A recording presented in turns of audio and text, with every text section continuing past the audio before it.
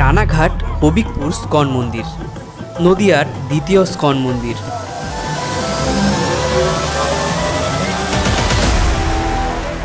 ছোটবেলা থেকে মেলা দেখতে তো যাই, তবে এবছর মন থেকে ইচ্ছা করলো ঐতিহাসিক রথযাত্রার সাক্ষী হতে। এখানটায় যা ভিড়, ঐতিহাসিক বলার কারণ প্রায় 3000 থেকে 4000 মানুষ এসছিলেন রানাঘাট হবিকপুরের স্কন মন্দিরের রথযাত্রায়। তাহলে চলুন আপনাদেরও একটু ঘুরিয়ে নিয়ে আসি সেই রথযাত্রায়। জেম লাইফস্টাইলের নতুন আরেকটা ব্লগে আপনাদের সকলকে স্বাগত জানিয়ে শুরু করছি আজকে নতুন আরেকটা ব্লগ।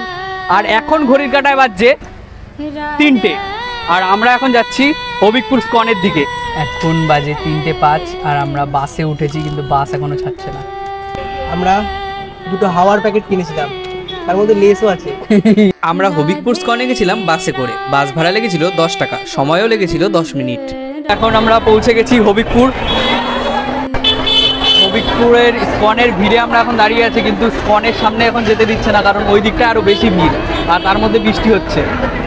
কিছুটা বৃষ্টি কমার পরেই আমি পৌঁছে গেছিলাম স্কন মন্দিরের একদম কাছে। আর স্কন মন্দিরটা আজকে সেজে উঠেছিল নতুন সাজে। এইখান থেকে দেখতে পাচ্ছিলাম অজস্র মানুষের ভিড় হয়েছে এখানে। ভিড় এড়িয়ে চলে গেছিলাম গোশালার দিকে, কারণ ওইখান থেকেই রথটা ছাড়বে। আর আমরা পৌঁছানোর সাথে সাথেই দেখলাম রথটা কেবল ছাড়লো, তাই ভিডিও বন্ধ করে আমি চলে গেছিলাম এক্সপিরিয়েন্সটা নিতে।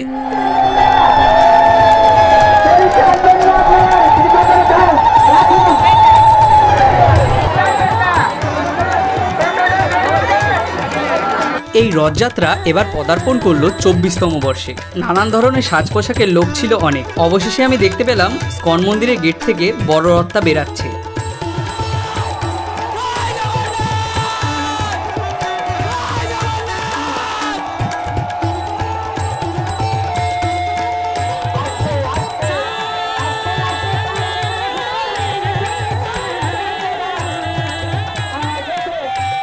নানান ধরনের মানুষের নানান কথা শুনে আর তাদের মুখের এক্সপ্রেশন দেখে মনে হচ্ছিল একটা শান্তির সৃষ্টি হয়েছে। আমি প্রথমবার আসায় কেন জানি না আমার মনের মধ্যেও একটা শান্তির অনুভব হচ্ছিল।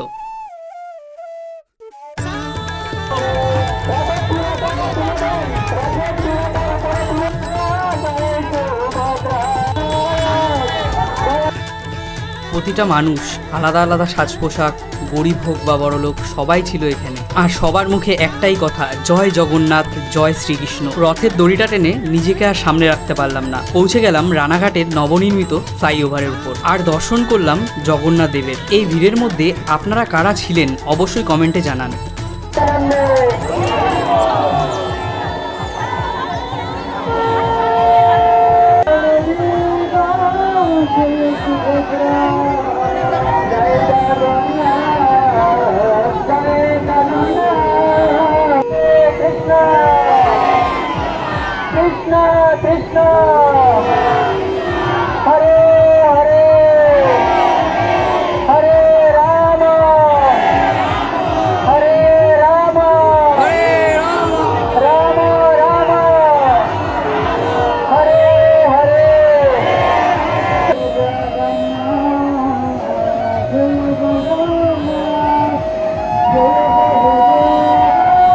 এই ঐতিহাসিক রথযাত্রার অংশ হতে পেরে আমার সত্যিই খুব ভালো লাগছে।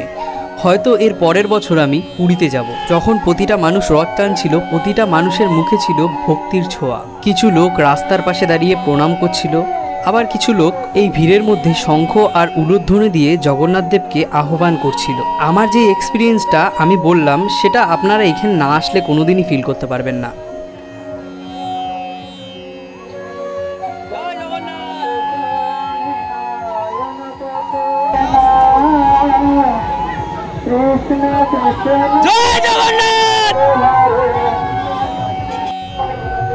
এখন বাজে 4টে আর আমরা পুরো ভিজে রথ নিয়ে যাচ্ছি এখন স্বাস্থ্যোন্নতির মাঠে।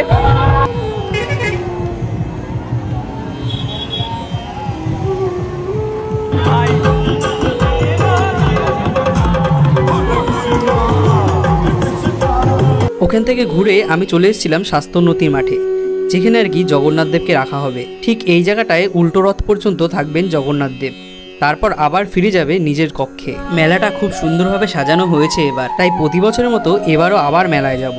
জিলাপি, ভেলপুরি, নানান ধরনের খাবার খাবো।